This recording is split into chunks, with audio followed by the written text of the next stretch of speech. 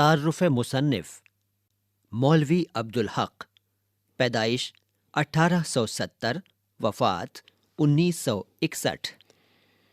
بابائے اردو مولوی عبدالحق اردو زبان کے ان شیدائیوں میں سے تھے جنہوں نے اپنی ساری زندگی اس زبان کی خدمت میں صرف کر دی۔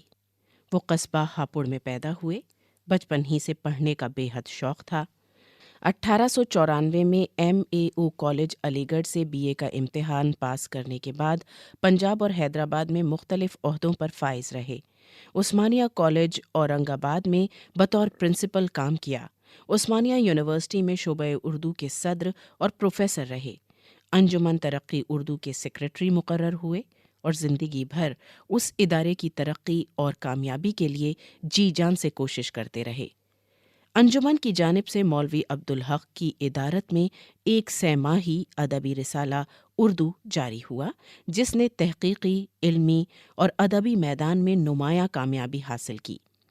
حیدرآباد یونیورسٹی نے LLD اور علی گڑھ یونیورسٹی نے D.Litt کی اعزازی ڈگریاں دے کر مولوی عبدالحق کی مجموعی خدمات کا اعتراف کیا۔ آزادی کے بعد وہ پاکستان چلے گئے اور کراچی میں ان کا انتقال ہوا۔ مولوی عبدالحق ایک محقق، سوانح نگار، زبان داں، لغت نویس، ماہر قواعد اور صاحب طرز انشا پرداز تھے۔ ان کی تحریروں پر حالی کا سب سے زیادہ اثر ہے۔ بول چال کی سادہ زبان میں پرخلوص جذبات کا بے لاگ اظہار کرتے ہیں۔ ہر بات خوب سوچ سمجھ کر لکھتے ہیں۔ عبارت میں الجھاؤ نہیں۔ مشکل زبان لکھنے والوں کو وہ اردو کا دشمن کہتے تھے اور آسان زبان لکھنے پر زور دیتے تھے۔